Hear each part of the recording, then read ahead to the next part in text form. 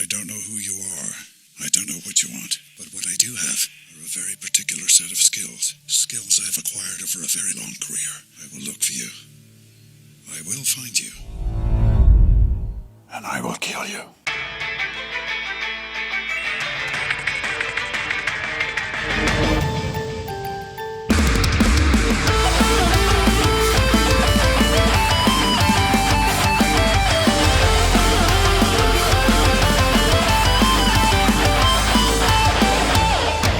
Hello, Internet!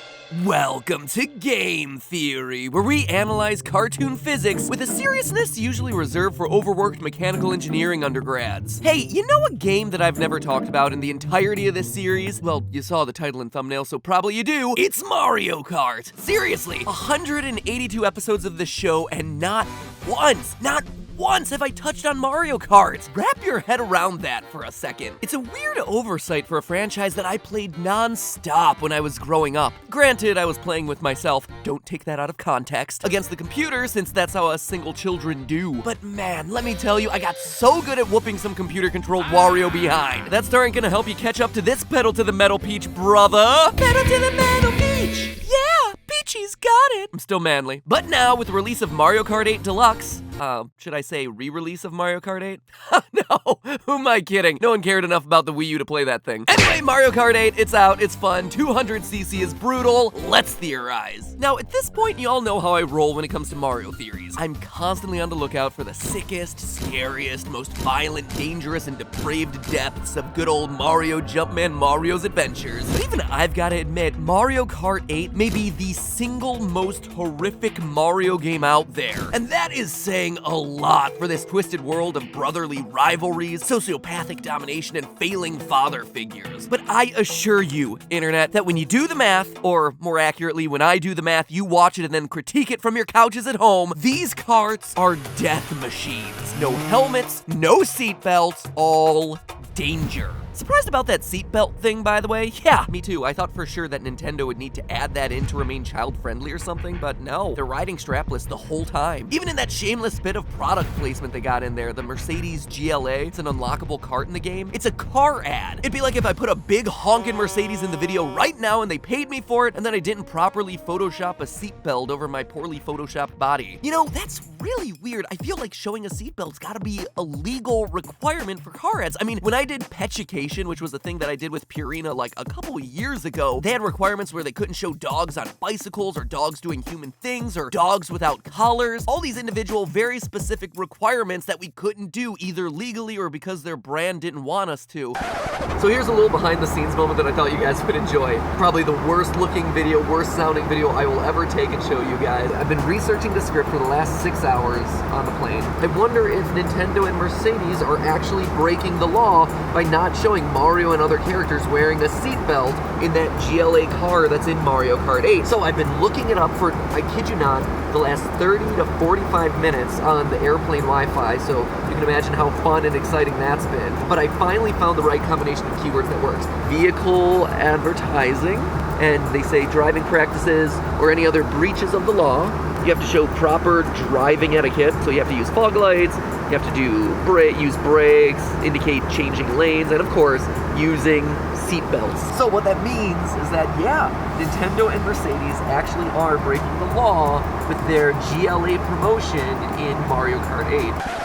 So, not a bad start to things. In our first couple minutes of this theory, we've already proven that the entire game of Mario Kart 8 is illegal. It is an illegal sponsored video. Cool! But what I really want to know is it deadly? And just how deadly is it? Well, you know, whenever we gotta figure out something like that, it means only one thing: time to call in the pixel measurements. Thankfully, Mario Kart 8 Deluxe runs at 60 frames per second, which means that our measurements are gonna be twice as accurate as they would have been otherwise. Now, in order to get a precise measurement, we're gonna need some objective points of reference, which is actually surprisingly easy to find in Mario Kart because Mario is in it. And I know what you're gonna say, trust me, I've had my fair share of battles over Mario's height at this point, and Odyssey is a weird entry in the series, but after the official Nintendo costume of Mario crashed our GT Live video about 1-2-Switch, and I measured him to be, in real time, at that moment, 155 centimeters or 5 foot 11 inches. No way. No way! Which just so happens to be also what Nintendo says his canon height is. I am convinced good old Mario, 5 foot 11 inches from here on out to the end of eternity, serving as a semi-reliable ruler in game theory videos for half a decade. Anyway, knowing that, we can use his height to measure just about anything we want to in this world. Say, for instance, the checkers on the starting line, which are all the same size, getting us a finish line that's 138 centimeters wide. From there, all we have to do is cross that finish line at top speed, look at how many frames it takes to do it, and then output that into an official speed, which for regular old Mario on a regular old kart gets us a regular old speed of 35.57 meters per second, or more useful, 128 kilometers an hour. Since I'm American imperialist scum, that number means nothing to me, so let me convert that to miles per hour and holy balls! That's almost 80 miles per hour! Wow. That's just really fast. Like, faster than most highways fast. I mean, geez, Nintendo, first the seatbelt thing and now this. Kids play this game, you know. You really want to set the example of irresponsibly zipping around a track, launching projectiles at each other at speeds faster than most highways with no seatbelt, no helmet, and a vehicle with no sides? Forget Mario Kart Double Dash. It's Mario Kart Fury Road. It's Mario Kart Death Race. It's Mario Kart I have no more movie references to put here. Fast and Furious, Mario Kart Fast and Furious. So my first thought here is no way. There is no way a go-kart could possibly go this fast. But I kept digging, and believe it or not, there are actual karts that can go up to speeds of up to 200 kilometers per hour, or about 124 miles per hour. 124 miles per hour, and get this, they're used for actual kart races. Souped up superkarts blasting around tracks at over 100 miles per hour. In other words, Mario Kart is a real sport. Man, where is Season 2 of Game Lab when you need it? But MadPat, I hear you saying, if these guys are going so fast, why are you making such a big deal about how dangerous Mario Kart is? Last time I checked, I didn't see a Dateline special about the horrific deaths of high-speed kart racers. To which I say to you, commenter, you watch Dateline? What are you, like 75? Grandma, are you leaving comments down below again? But to answer your question, there are actually two big differences between the Kart Bros and the Mario Bros. First, the track. Rarely are there walls that are right next to the road in these real-life races. Usually, there's a long patch of grass that allows drivers enough time to slow their speeds down enough so they're not smacking into the walls at top speeds. Also, it's really difficult for them to hit a wall straight on, which means that the wall is going to absorb just a smaller bit of that impact force. Oh, and also there aren't sentient stone monsters whose sole purpose in life is to crush you in the middle of your fun-loving death race. So, there's also that. Secondly, these superkart racers are wearing a ton of protective gear. Helmets have been shown to reduce the strength of impacts to the skull by factors of over 1,000. And for everything else, there's riding leathers. You thought those outfits high-speed motorcyclists wear are just to look cool and increase their aerodynamic flow? Nope! Those leather bodysuits can save lives. So let's get sciencey. If you take into account the coefficient of friction, which is literally just the ratio of the force of friction between two bodies, in this case asphalt and your delicate human flesh, the results of high-speed sliding are disgusting. For every mile per hour that you're going over 30, or every 1.6 kilometers per hour that you're going over 48, just slightly above the speeds in most school zones, should you hit the ground and slide to a stop, you're gonna lose 1 millimeter of yourself. Since the average thickness of human skin is 1.3 millimeters, at 31 miles per hour, you hit the ground, you're looking at losing most of the skin that's covering up your delicate inner parts. Hitting the ground at our in-game speed of 80 miles per hour, that's 5 centimeters, 2 inches of your body ground into the pavement like some sort of horrific cheese grater. Here's a finger to represent it. Edward, go in and show what 2 inches off of a finger will look like. Just ground away.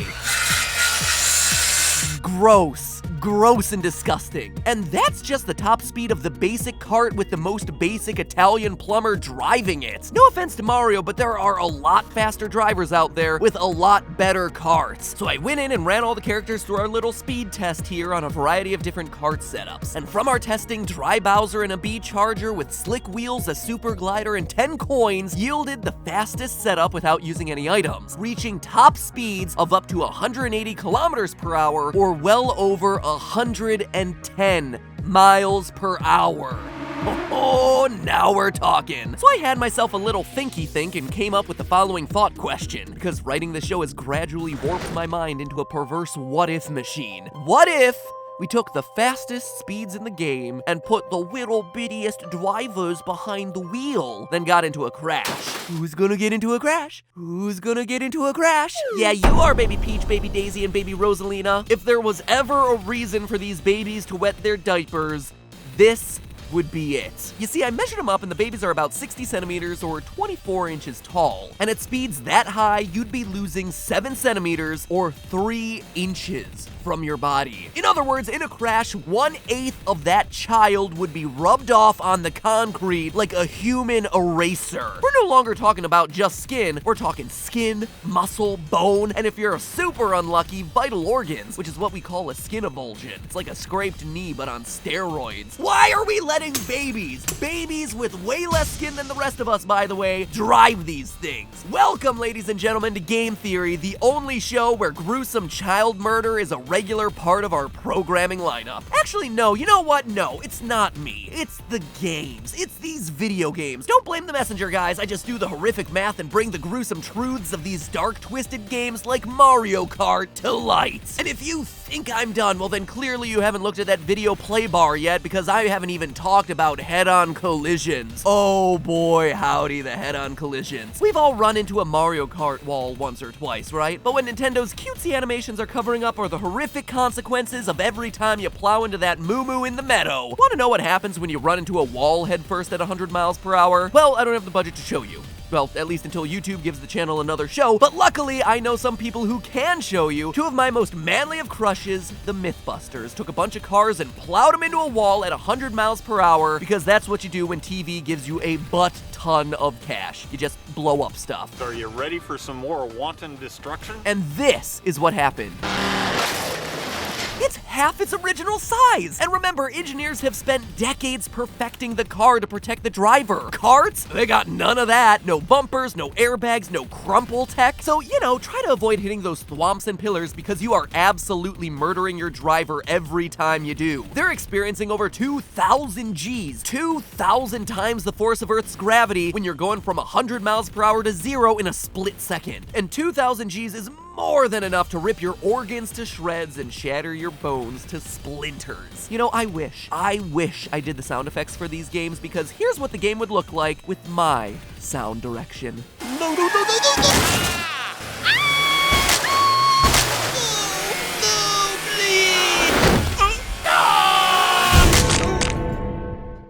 Minor collisions, the little bumps that don't stop you dead in your tracks, in a very literal sense, as we just learned, but instead just slow you down a bit, or running into a different driver. I mean, angles matter. Sometimes you just graze off the side. Well, put your questions to rest, because us here at Theorist Labs, by using a combination of trigonometry, algebra, and ye olde pixel measurements, developed a formula, a real-life, true-to-form formula, kind of like Einstein, but a lot less impressive and a lot less important, using exhaustive collision tests in-game that'll output your speed reduction experience depending on the angle that you hit the wall or other character at. Loyal theorists, do you see the depths of nerdy that we got to for this episode? If that doesn't deserve a subscribe, I don't know what does. Please subscribe in 3, 2, and 1. So if you take Mario's comparatively modest speed of 80 miles per hour or 128 kilometers per hour and barely graze a wall at just a 5-degree angle, you'll still be experiencing a speed reduction of 20 miles per hour. That's 32.4 kilometers per hour in just a fraction of a second. And drastic changes like that prompt huge amounts of G-forces. He's gonna feel 25 times the force of gravity working on his body in that instant. It's certainly not enough to be fatal, but he's not gonna be feeling too great. And remember, that is a 5-degree brushing of a wall. So let's take it to a logical extreme. So let's say you're a baby Daisy who's traveling at dry Bowser-like speeds who irresponsibly downs herself a mushroom, an item which instantaneously doubles your speed. Then all of a sudden you couldn't make that turn because there are never enough straightaways in a Mario Kart game to effectively use a mushroom in the first place. So you inevitably hit a wall traveling over 200 miles per hour, glancing off of it at a much more aggressive 30 degrees. Well, baby is gonna have herself a big boo-boo. We're talking a speed reduction of almost 40% and a force of over 115 Gs. Consider for a moment that fighter pilots, you know, people whose literal job it is to tolerate high G forces, are trained to withstand a mere 9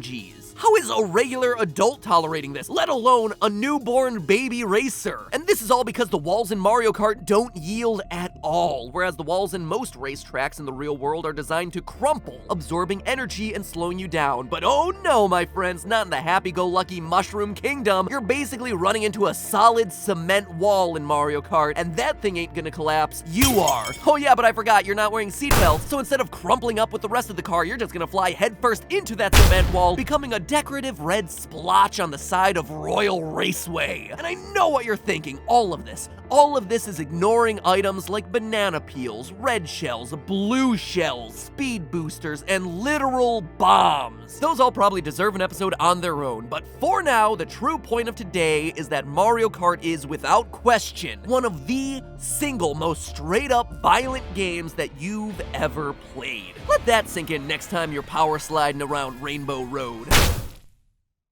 Consider your childhood ruined. And remember, that's just a theory. A game theory. Thanks for watching. But seriously, if you're still watching and haven't subscribed yet, well then hit that button you see on screen faster than a baby peach dissolving into the side of a dry desert wall. You've watched this long, so presumably you're gonna like our other videos too. Or if you want to watch more, here's 2 more about the science of the Mushroom Kingdom. I especially like the Bullet Bill one. But anyway, I gotta go. I'll see you next week for something equally scary, but a little less scientific.